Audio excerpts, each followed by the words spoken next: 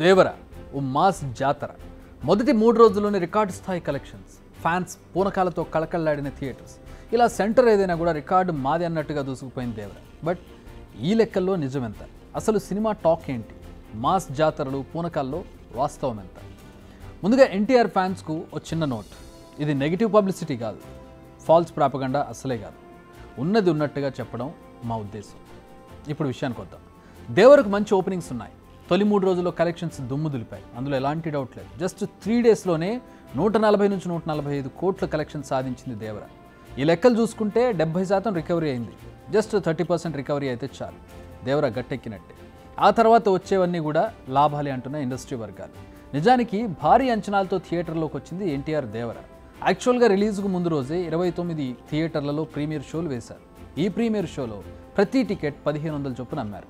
మరోవైపు 2 తెలుగు స్టేట్లలో కూడా టికెట్ ధరలను పెంచుకునేందుకు ఆయా గవర్నమెంట్లు గ్రీన్ సిగ్నల్ ఇచ్చారు. ఒక్కో టికెట్పై భారీగా ధరను పెంచారు. అయినా కానీ మూవీ ఎన్టీఆర్ అభిమానులు మాత్రం ఎక్కడా తగ్గలేదు. మూవీ చూసేందుకు ఎగబడ్డారు. దీంతో మొదటి 3 రోజుల పాటు అదిరిపోయాయి కలెక్షన్స్. మండేని వదిలేద్దాం, ఫస్ట్ 3 డేస్నే లెక్కేద్దాం.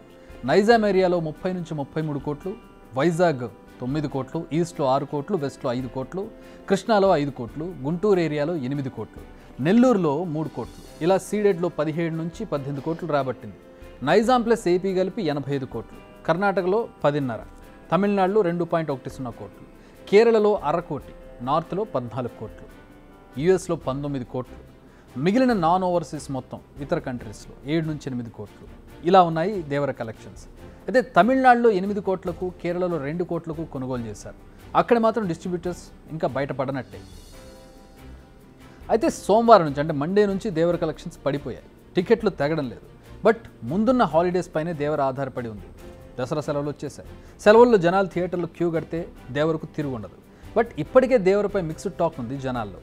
కొందరు మూవీ చాలా బాగుంది అంటున్నారు, కొందరు యావరేజ్ అంటున్నారు, కొందరు నెగిటివ్గా చెబుతున్నారు. అయితే మిక్స్డ్ రివ్యూస్ బుకింగ్స్పై ఎఫెక్ట్ చూపిస్తున్నాయి.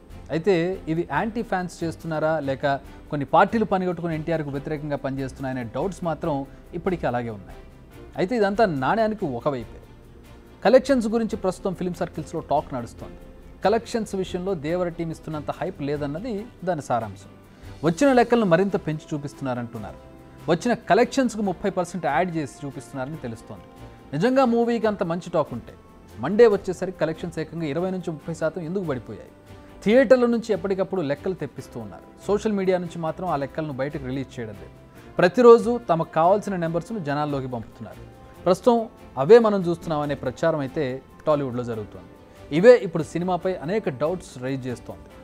అంతేకాదు, ఇప్పుడు సక్సెస్ మీట్ విషయంలో కూడా చాలా కాంట్రవర్సీ నడుస్తున్నట్టు కనిపిస్తోంది. ముందుగా ఓ మేనేజ్మెంట్ గ్రూప్ ఈ మీట్ను నిర్వహించేందుకు భారీ మొత్తంలో డిమాండ్ చేయగా దానిని కాదని గతంలో ఉన్న ఆర్గనైజేషన్కే పనులు కట్టబెట్టినట్టుగా కనిపిస్తోంది. ఓ మూవీ హిట్టా ఫట్టా అనేది ఈ కాలంలో ఎలా చూస్తున్నారనేది మనకు తెలిసిందే. సినిమా టాక్ ఎలా ఉన్నా తాము పెట్టిన పెట్టుబడి వెనక్కి వచ్చిందా లేదా, ఈ అనేక జింకులు చేస్తున్నారు. భారీగా స్క్రీన్లో రిలీజ్ చేస్తున్నారు. ఎక్కువ స్క్రీన్లు, టికెట్ రేట్లు పెంచుకోవడం, ప్రీమియర్లు వేయడం, స్టోరీ బాగున్నా లేకున్నా భారీ సినిమాలకు పెట్టిన పెట్టుబడి మాత్రం ఈ రకంగా వచ్చేస్తుంది జిమ్మిక్కులతోటి. అయితే అది నిజమైన హిట్టా ఫట్టా అనేది తొలి 4 రోజుల తర్వాత థియేటర్లు ఏమాత్రం నిండుతున్నాయన్న దాన్ని బట్టి ఉంటుంది. ఇప్పుడు దేవర్ విషయంలో 4 రోజులు అయిపోయాయి. మరి ఓసారి బుక్ మై షో ఓపెన్ చేసి మూవీ పరిస్థితి ఎలా ఉందో చూడండి, మీకే అర్థమవుతుంది. For more videos like this, subscribe Big TV channel.